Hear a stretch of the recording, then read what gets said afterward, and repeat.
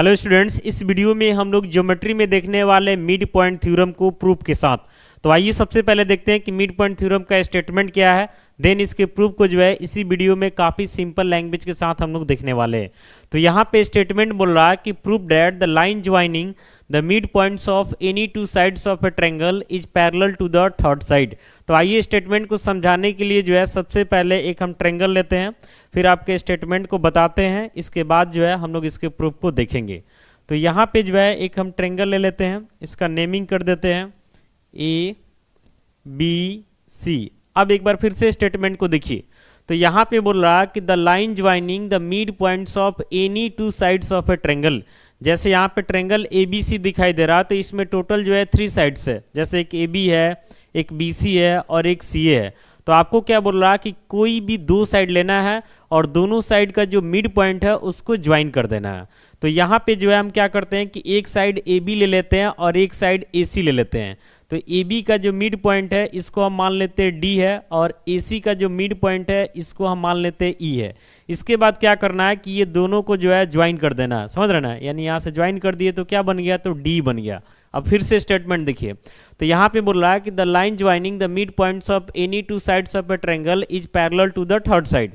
यानी अब जो है आपको दिखाना है कि यहाँ पे जो लाइन सेगमेंट बना डी थर्ड साइड, तो थर्ड साइड का मतलब जो बच गया यानी बी सी, तो डी जो है बी सी के क्या होगा, पैरेलल होगा। यही हमको प्रूव करना है। एक बार फिर से देखिए, डी जो है ए बी का मिड पॉइंट है, ई जो है ए सी का मिड पॉइंट है, देन आपको शो करना है कि डी जो है बी सी के क्या होगा, तो पैरेलल होगा। समझ रहे ना। तो ध्यान से देखिए, पहले जो गिवन है और जो हमको प्रूव करना है इतना इन्फॉर्मेशन हम दे देते हैं और देन हम लोग प्रूफ की तरफ आगे बढ़ेंगे। तो यहाँ पे लिखेंगे given A B C is a triangle, A B C is a triangle in which D and E are midpoints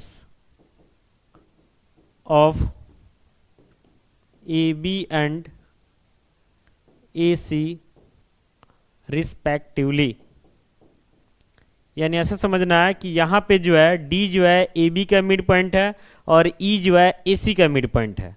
अब हमको प्रूफ क्या करना, उस चीज़ को यहाँ दिखा देते हैं। तो हमको प्रूफ करना है कि यहाँ पे जो आपका डी दिखाई दे रहा ये पैरेलल होगा किसके, तो बीसी के। यही चीज़ जो है हमको प्रूफ करना है। एक बार ध्यान से देख लीजिए, पहले हम गिवन डाल दिए कि एबीसी हमारा ट्रायंगल है, इसमें डी जो है एबी का मिड पॉइंट है, ई जो है एसी का मिड पॉइंट है, डी से ई को ज्वाइन कर दिया गया। देन आपको दिखाना है कि डी जो है थर्ड साइड के पैरेलल होगा। तो थर्ड साइड का मतलब जो बचा हुआ साइड है यानी बीसी, यानी फाइनली हमको शो करना है कि डी जो है बीसी के क्या होगा, पैरेलल होगा। इसके बाद क्या करते हैं, इस इन्फॉर्मेशन को यहाँ से हम हटाते हैं ताकि स्पेस हमको मिल जाए, और देन आगे इसके प्रूफ की तरफ बढ़ते हैं। तो यहाँ पे हम करेंगे क्या कि इसका प्रूफ करने के लिए हम लोग यूज करेंगे कन्वर्स ऑफ बीपीटी। बीपीटी यानी कि बेसिक प्रोपोर्शनलिटी थ्योरम, जिसको हम लोग थेल्स थ्योरम के नाम से भी जानते हैं। तो उसका कन्वर्स यूज करेंगे और उसी से जो है हम दिखाएंगे कि डी जो है बीसी के क्या है, पैरेलल है। तो कन्वर्स यूज करने के लिए जो है आपको पता होना चाहिए, कन्वर्स यूज करने के लिए हमको दिखाना होगा कि A D by D B. एक बार देख लीजिए यहाँ पे A D by D B, ये हमको दिखाना होगा किसके इक्वल है, तो ए ई बाई ई सी के इक्वल है। अगर हम इतना दिखा देते हैं तो थेल्स के कन्वर्स से यानी बीपीटी के कन्वर्स से डी जो है बीसी के क्या हो जाएगा, पैरेलल हो जाएगा। अब आइए प्रूफ में देखते हैं कैसे लाएंगे इसको। तो प्रूफ में आएंगे तो यहाँ पे हम सबसे पहले लिखेंगे since D is the mid point of A B, यानी डी जो है ए बी का क्या है, मिड पॉइंट है। तो मिड पॉइंट का मतलब क्या हुआ कि जो ए बी दिखाई दे रहा है उसको बाइसेक्ट कर देगा, यानी यहाँ पे जो ए डी है ये किसके इक्वल हो जाएगा, तो डी बी के इक्वल हो जाएगा। समझ रहे ना। अब यहाँ से लिखा जा सकता है A D by D B, ये किसके इक्वल हो जाएगा, तो 1 के इक्वल हो जाएगा। यानी ए डी जो है डी बी के इक्वल है, तो इसको हम लिख सकते हैं A D by D B किसके इक्वल, 1। आप सोचेंगे कैसे लिखें, तो यहाँ पे बाई 1 डाल दीजिए, क्रॉस मल्टीप्लाई कर दीजिएगा, तो ए डी इक्वल टू क्या हो जाएगा, डी बी हो जाएगा। या आप ऐसे भी समझ सकते हैं कि जब दोनों सेम है तो इसका मतलब इसका रेशियो क्या हो जाएगा, तो 1 हो जाएगा। तो इस तरीके से यहाँ पे हम लोग लिख सकते हैं कि A D by D B ये किसके इक्वल, तो 1 के इक्वल। इसको इक्वेशन फर्स्ट मान लेते हैं।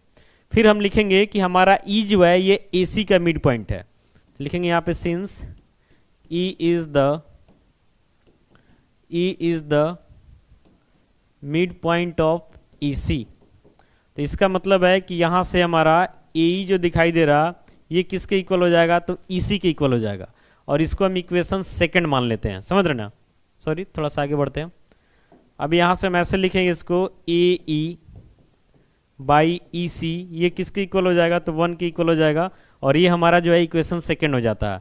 तो यहाँ पे देख रहे हैं कि पहला इक्वेशन में A D by D B 1 के इक्वल है, और दूसरा इक्वेशन में ए ई बाई ई सी भी 1 के इक्वल है। तो दोनों इक्वेशन का आर एच एस जो है 1 दिखाई दे रहा है, यानी कि दोनों का आर एच एस सेम है। तो इसका मतलब है कि दोनों का एल एच एस भी सेम होगा। तो ऐसे हम लिखेंगे from first and second we get, यानी इक्वेशन और फर्स्ट और सेकंड से हम लिख सकते हैं कि A D by D B ये किसके इक्वल हो जाएगा, तो ए ई बाई ई सी के इक्वल हो जाएगा, समझ रहे हैं ना। A D by D B किसके इक्वल हो गया, तो ए ई बाई ई सी के इक्वल हो गया। तो इतना लिखने के बाद हम सीधे लिख देंगे अब कि हैंस हमारा डी जो दिखाई दे रहा है ये पैरेलल हो जाएगा किसके, तो बी सी के। कैसे, तो यहाँ लिख दीजिए कि by the converse of BPT या by the converse of Thales theorem, यानी थेल्स थ्योरम के कन्वर्स से जो है हमारा डी जो है बीसी के क्या हो जाएगा, पैरेलल हो जाएगा।